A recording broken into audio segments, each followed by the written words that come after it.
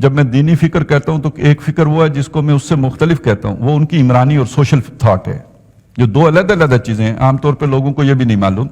ایک مولانا مودودی رحمۃ اللہ علیہ کی دینی فکر ہے، ایک ان کی عمرانی فکر ہے۔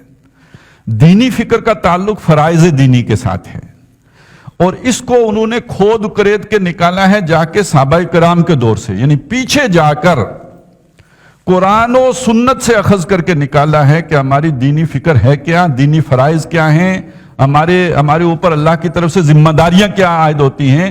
اس لیے کہ امتداد زمانہ کے ساتھ مسلمانوں نے صرف نماز روزے کو کل دین سمجھ لیا ہے، اصل دین کے تقاضے کیا ہیں یہ دور صحابہ سے سمجھنے ہوں گے۔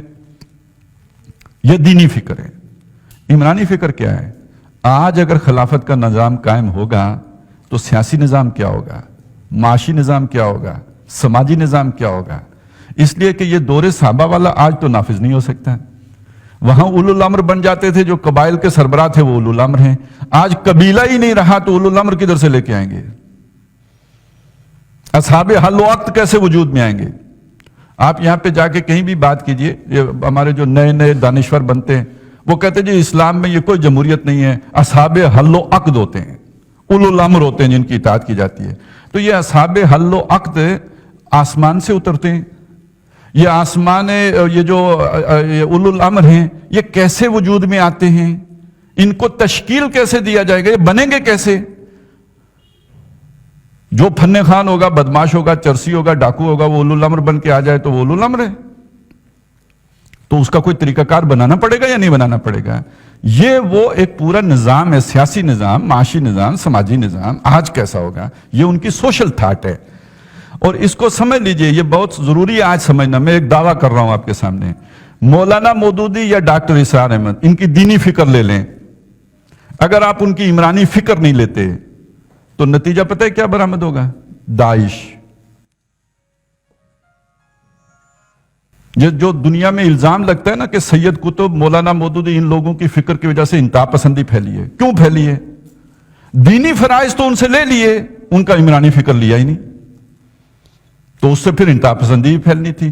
کیونکہ آج کے زمانے میں آپ یہ چاہتے ہیں کہ ہم 1400 سال پرانی خلافت لا کے جوں کی توں نصب کریں گے تو کیا ہوگا؟ پھر وہی ہوگا جو ہو رہا ہے دنیا میں۔ آپ وہ عمرانی فکر لیں تو یہ بلکہ دنیا میں جو کلیش ہے نا، جو دو آپس میں دعوے ٹکرا رہے ہیں، ایک کو ہم کہتے ہیں ماڈرنزم ہے، اور دوسرے وہ ہیں جو قدیمیت پسند ہیں، رجت پسند بھی کہتے ہیں۔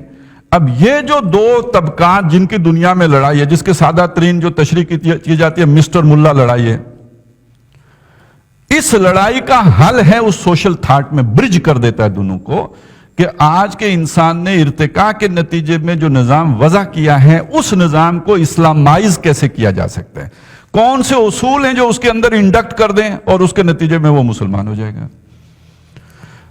تو آج تو بہت سے لوگ اس پر چڑ اٹھتے ہیں جب آپ کہتے ہیں اسلامی جمہوریت، حالانکہ یہ مولانا مودودی کی وضع کردہ اصطلاح ہے، اور خود ان کی جماعت سے جو تربیت یافتہ بعض لوگ ہوتے ہیں یہ لفظ سنتے ہی انہیں چکر آنا شروع ہو جاتے ہیں۔ کیوں آنا؟ اسی انتہا پسندی کی وجہ سے چکر آنا شروع ہو جاتے ہیں۔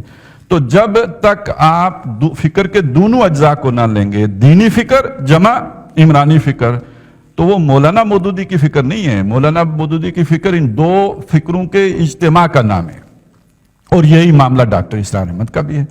تو آپ اس اعتبار سے اگر آپ دیکھیں تو ان کی اگر آپ شخصیتوں کا جائزہ لیں تو دینی فکر لینے کے لیے یہ پیچھے سے پیچھے گئے ہیں، دور صحابہ تک گئے ہیں، اور عمرانی فکر لینے کے لیے یہ آگے سے آگے جدید زمانے کے تقاضوں سے ہم آہنگ انہوں نے ایک سوشل تھاٹ جو ہے، اسلامی سوشل تھاٹ کنسٹرکٹ کی ہے۔ وہ جو بات اقبال نے کہی تھی نا، reconstruction of religious thought in Islam, تو وہ کنسٹرکٹ کس نے کی ہے؟ اس کو ایک نظام کی شکل میں وضع کر کے پیش کیا کہ آج کے دور میں اسلامی نظام کا یہ نقشہ ہوگا، یہ خاکہ ہوگا، یہ اس کا بلیو پرنٹ ہے، اس طور پر وہ وجود میں آئے گا۔ اور اسی وجہ سے آپ کو پتہ ہے کہ کتنے جدید قانون دان تھے جو مولانا سے متاثر ہو کے جماعت اسلامی میں شامل ہوئے تھے۔